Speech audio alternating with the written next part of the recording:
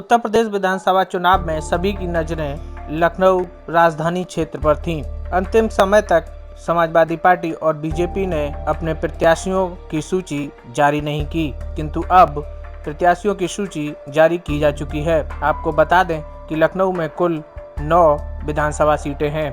एक एक करके आपको बताते हैं कि समाजवादी पार्टी और बीजेपी ने यानी भारतीय जनता पार्टी ने लखनऊ विधानसभा क्षेत्र में किन प्रत्याशियों को मैदान में उतारा है। सबसे पहले बात करते हैं लखनऊ उत्तर की सीट की।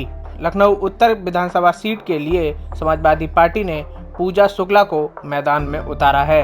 वहीं बीजेपी ने इस सीट पर डॉक्टर नीरज वोरा को अपना प्रत्याशी घोषित किया है। पूजा शुक्ला समाजवादी पार्टी की युवा नेत्री हैं।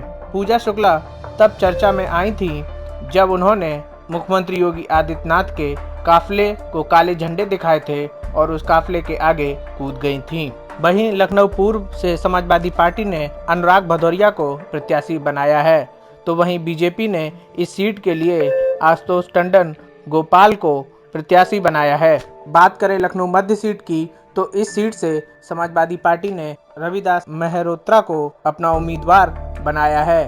वहीं दूसरी तरफ भारतीय जनता पार्टी ने लखनऊ मध्य सीट से रजनीश गुप्ता को प्रत्याशी घोषित किया है। सबसे चर्चित सीट थी लखनऊ की कैंट विधानसभा सीट। इस सीट के लिए सबसे अधिक मारामारी भारतीय जनता पार्टी में थी। भारतीय जनता पार्टी में लखनऊ कैंट विधानसभा के लिए 10 से अधिक प्रत्याशी थे। अगर बात करें कुछ चर्चित नामों की, तो इसके लिए रीता बहुगुणा जोशी अपने पुत्र मयंक जोशी के लिए चाह रही थीं।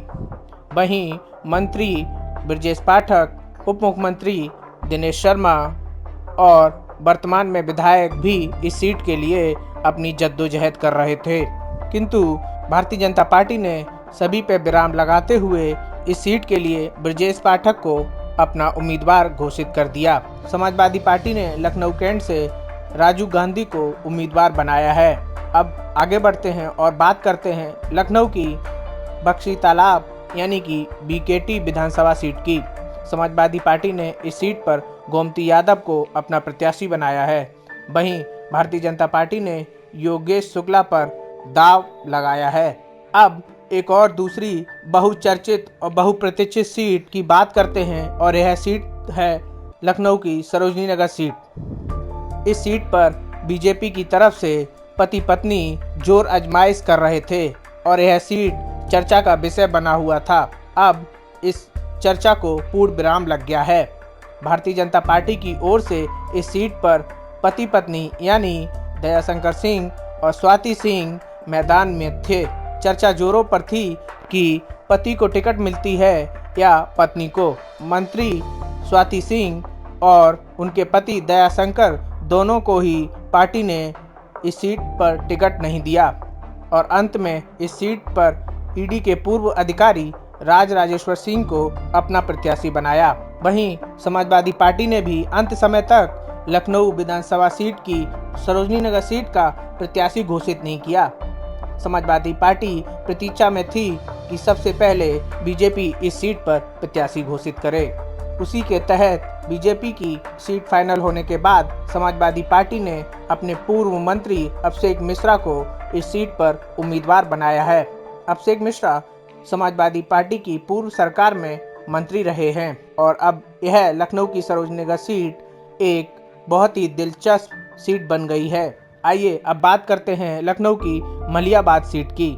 समाजवादी पार्टी ने सुशीला सरोज को मैदान में उतारा है। सुशीला सरोज पूर्व में समाजवादी पार्टी से विधायक रह चुकी हैं और वहीं भारतीय जनता पार्टी ने जया देवी को अपना प्रत्याशी घोषित किया है। लखनऊ विधानसभा सीट की पश्चिम विधानसभा सीट में अरमान मलिक को समाजवादी पार्टी ने उम्मीदवार बनाया है।